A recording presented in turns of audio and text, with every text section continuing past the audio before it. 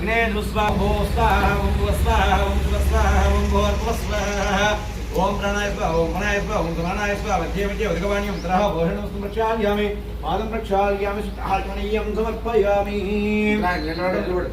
ओम भूस्वाहा स्वाहा ओम भूर्भुवः स्वाहा ओम गन्नोमा ओम भूर्भुवः स्वाहा ओम भुवः स्वाहा ओम भूर्भुवः स्वाहा गायत्री देव्या इदं नमः ओम भूस्वाहा ओम भुवः स्वाहा ओम भूर्भुवः स्वाहा गायत्री देव्या इदं नमः मम यजमानस्य रुद्रावणाख्यं सम्पूर्णान् समर्पयामि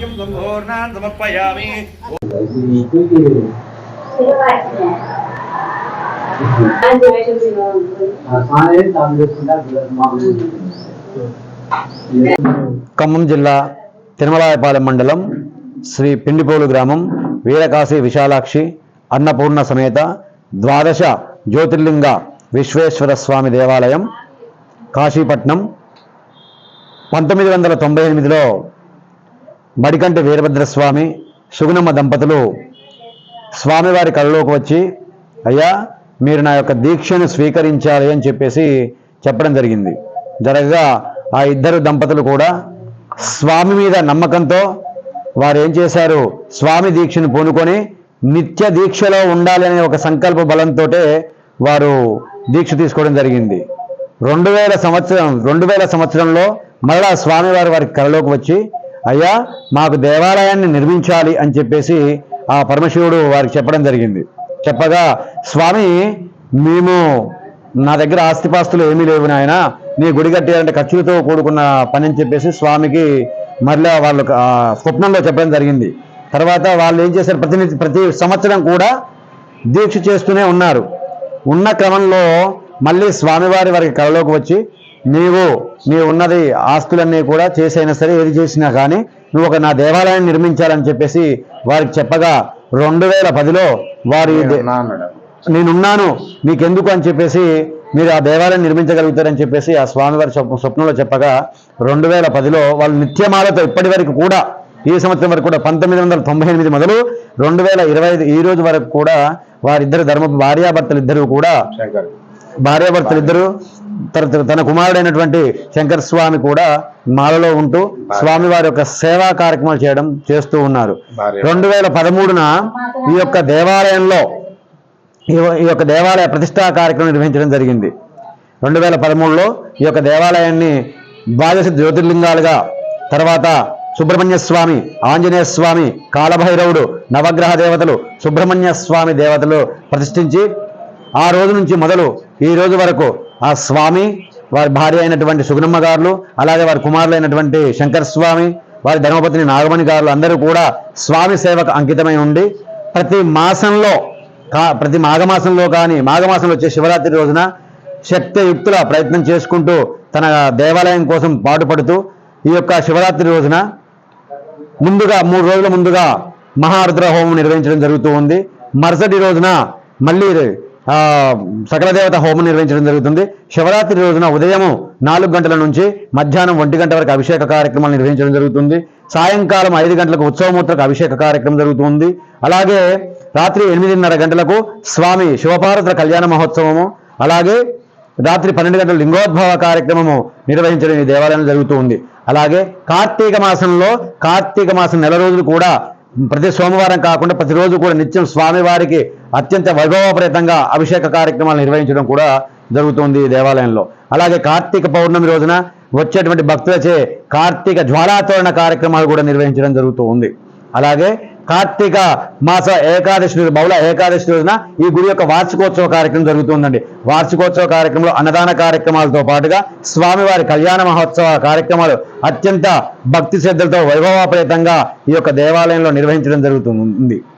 ఎందుకంటే ఈరోజు వారి యొక్క స్వామి ఉన్న అవదాసులు కూడా స్వామి ఒకటే చెప్పారు, నీకు నేనున్నాను, మీరు నా దేవాలయం నిర్మించాలని చెప్పగా వారి ఉన్నటువంటి ఆస్తులన్నీ కూడా అమ్ముకొని ఒక దేవాలయం నిర్మించి ఈరోజు అత్యంత వైభవప్రదంగా స్వామివారి యొక్క కార్యక్రమాన్ని మన గ్రామాలు, మన దేశం పట్టణ సుభిక్షంగా ఉండాలని చెప్పేసి వారి భార్య భర్త వాళ్ళ కుమారుతో లోక కళ్యాణార్థమై ఈ రోజు ఎంతో వైభవప్రదంగా నిర్వహించడం జరుగుతూ ఉంది.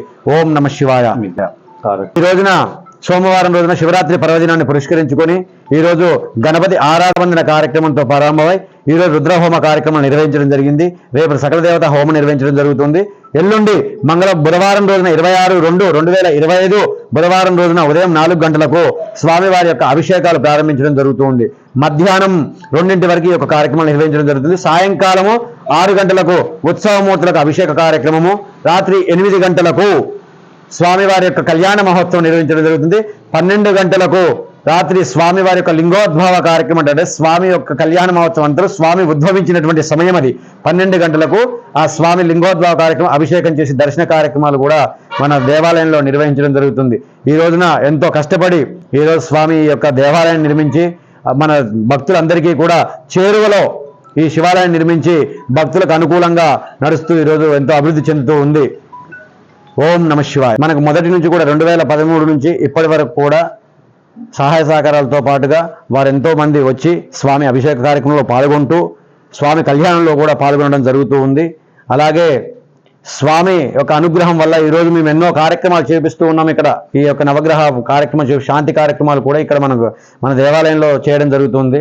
మన స్వామి ఏంటంటే ఇది కాశీ నుంచి తీసుకొచ్చినటువంటి స్వామి దీక్షలో ఉండి ఆ యొక్క శివలింగాన్ని కాశీ నుంచి దీక్షలో ఉండి ఆ కాశీ నుంచి తీసుకువచ్చాడు. అలాగే ఉన్నటువంటి ఈ ద్వాదశ జ్యోతిర్లింగాలన్నీ కూడా ప్రతి రాష్ట్రంలో ఉన్నటువంటి ఎక్కడైతే జ్యోతిర్లింగం ఉందో అక్కడికి ఇరుముడి కట్టుకొని వెళ్ళి ఆ యొక్క లింగాలను తీసుకొచ్చి ప్రతిష్ఠ చేయడం జరిగింది. కాబట్టి ఇక్కడ చాలా పవిత్రమైనటువంటి, చాలా మందికి నేను పూజా కార్యక్రమాలు నిర్వహించాము. ఇక్కడ ఎంతో మందికి వివాహం కాని వాళ్ళకి కానివ్వండి, సంతానం లేని వాళ్ళకి కానివ్వండి, రకరకాల ఆర్థిక ఇబ్బందులు పడుతున్న వాళ్ళందరికీ కూడా ఇక్కడ మేము కార్యక్రమాలు చేయించాం. వారందరూ కూడా ఈరోజు అయ్యా ఈ శివాలయానికి వచ్చి మేము పూజా కార్యక్రమాలు చేయించుకున్నాము, మాకు ఎంతో చక్కగా జరుగుతూ ఉందని చెప్పేసి మాకు వివరించడం జరుగుతుంది. స్వామి దగ్గరికి కానీ నా దగ్గరికి కానీ ఫోన్ చేసి చెప్తూ ఉంటారు, అయ్యా మన శివాలయంలో స్వామి చాలా అత్యంత వైభవప్రేతంగా మాకు అనుకూలంగా భావాలు ఇస్తున్నాడని చెప్పేసి ఇప్పటికీ కూడా చాలా మంది భక్తులు అంటున్నారు. మేము నెలకొక 10-15 శాంతి కార్యక్రమాలు ఇక్కడ నిర్వహించడం జరుగుతుంది. నాతో పాటుగా ఉన్నటువంటి పక్క తోటి పురోహితులు కూడా వచ్చి, గ్రామ పురోహితులు కూడా వచ్చి ఇక్కడ శాంతి కార్యక్రమాలు నిర్వహించడం జరుగుతుంది. ఎందుకు చేస్తున్నారంటే స్వామి యొక్క ఇక్కడ అనుగ్రహం కలుగుతుంది కాబట్టి, ఈ యొక్క దేవస్థానం ఒక పవిత్రత ఉంది కాబట్టి ఇక్కడ చేయడం జరుగుతూ ఉంది. ఓం నమ శివాయ. ఓం నమ శివాయ. ఇప్పుడు కలలోకి వచ్చి శివాలయం కట్టియాలా అని అడిగిండు. నా నుంచి కాదని నేను అన్నాడు కదా శివుడు. మళ్ళీ మరొక రోజు కలలోకి వచ్చి లోక కళ్యాణం కోసం ఈ పిండిపోలి గ్రామం కానీ ఈ గ్రామాలలో మొత్తంగా కూడా లోక కళ్యాణం కోసం నేను వస్తున్నా కాబట్టి నువ్వు నిలబడాలి, నీ అమ్మ నేను ఉన్నా అన్నాడు. కాబట్టి ఆ ఒక్క మాటకే మేము ఫాలో అయ్యి ఉన్న ఆస్తులు కానీ ఏది కానీ అమ్ముకొని ఆ గుడి కట్టడం నిర్మించడం జరిగింది. ఈ లింగాలన్నీ కూడా భారతదేశంలో ఉన్నటువంటి జ్యోతిర్లింగాలు ఎన్ని అవుతున్నాయో 12 లింగాలు, 12 దిక్కులను తీసుకొచ్చి 12 లింగాలని కూడా ఈ యొక్క శివాలయంలో ప్రతిష్ఠ చేయడం జరిగింది. లింగాలు ఆడుకుంటే కాశీ నుంచి ప్రధాన లింగం కాశీ విశ్వనాథుడు సరిపోతుంది. అధిక సంఖ్యలో శివరాత్రి రోజుకి భక్తులు అధిక సంఖ్యలో పాల్గొనవలసింది కోరుతున్నాం మేము. ఈ లోక కళ్యాణం కోసం కాబట్టి పరమశివుడు అందరివాడు, ఒక్కడు వాడేం కాదు, అందరివాడు చాలు.